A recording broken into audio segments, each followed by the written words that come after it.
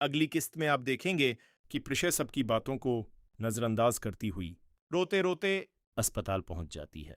वहां बारी आईसीयू में बेहोश पड़ा होता है। उसके जिस्म पर पट्टियां बंधी होती हैं और मशीनों की आवाजें लगातार गूंज रही होती हैं।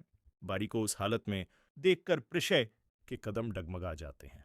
वह दीवार का सहारा लेकर खड़ी होती है और उसकी आंखों से आंसू बहने लगते हैं। तभी बारी का बाप गुस्से से उसे देखता है और चीख कर कहता है, तुम यहां क्यों आई हो? मेरे बेटे की यह हालत सिर्फ तुम्हारी वजह से हुई है। प्रिशय रोते हुए कहती है, मुझे बस एक बार बारी को देख लेने दीजिए, मैं उससे बहुत मोहब्बत करती हूं। यह सुनकर बारी का बाप और ज्यादा गुस्से में आ जाता है। तभी डॉक्टर वहां पहुंच जाते हैं और सख्त लहजे में कहते हैं, मरीज के सामने शोर मत कीजिए, उनकी हालत पहले ही बहुत नाजुक है। प्रिशय कांपते हुए कदमों से बारी के पास जाती है। वह उसका हाथ पकड़कर रोते हुए कहती है, बारी, आंखें खोलो, देखो मैं आ गई हूं, तुम मुझे छोड़कर नहीं जा सकते। अचानक बारी की उंगली हल्की सी हिलती है। डॉक्टर फौरन मशीनें चेक करने लगते हैं। बारी का बाप हैरानी से अपने बेटे को देखने लगता है। डॉक्टर कहते हैं, लगता है मरीज किसी अपने की आवाज महसूस कर रहा है। यह सुनकर बारी का बाप पहली बार खामोश हो जाता है। उसे एहसास होने लगता है कि बारी सच में प्रिशय के बिना नहीं जी सकता। दूसरी तरफ प्रिशय के घर में मेहमान तरह तरह की बातें कर रहे होते हैं।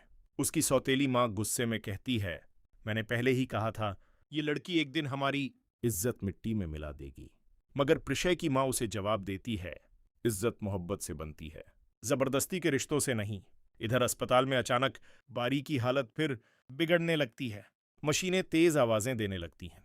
डॉक्टर तुरंत सबको बाहर निकाल देते हैं। प्रिशय डर के मारे दरवाजे के बाहर खड़ी दुआ मांग रही होती है। कुछ देर बाद डॉक्टर बाहर आते हैं और कहते हैं, फिलहाल हमने हालत संभाल ली है, लेकिन मरीज को जीने की एक मजबूत वजह चाहिए, वरना उनकी जान दोबारा खतरे में पड़ सकती है।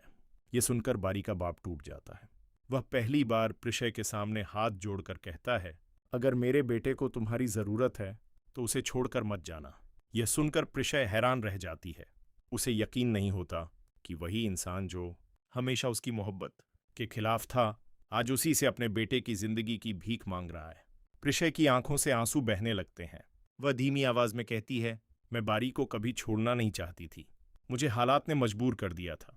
बारी का बाप शर्मिंदगी से सिर झुका लेता है। उसे अपनी हर वह बात याद आने लगती है जो उसने प्रिशय और उसकी मां को जलील करने के लिए कही थी। वह अफसोस से कहता है, मैंने अपने गुरूर में आकर दो सच्चे दिलों को जुदा कर दिया। शायद आज मेरा बेटा उसी की सजा भुगत रहा है। उसी वक्त डॉक्टर दोबारा बाहर आते हैं और कहते हैं, मरीज को होश आने के आसार हैं, लेकिन उन्हें मानसिक सुकून की जरूरत है। अगर उन पर ज्यादा दबाव डाला गया तो उनकी जान भी जा सकती है। यह सुनकर प्रिशय तुरंत फैसला कर लेती है। वह अपने आंसू पोंछते हुए कहती है, मैं बारी के लिए हर कुर्बानी दूंगी, बस उसे कुछ नहीं होना चाहिए। दूसरी तरफ प्रिशय के घर में हंगामा मचा हुआ होता है। उसका बाप गुस्से में अस्पताल पहुंचता है। जैसे ही वह प्रिशय को बारी के करीब देखता है तो गुस्से से कहता है,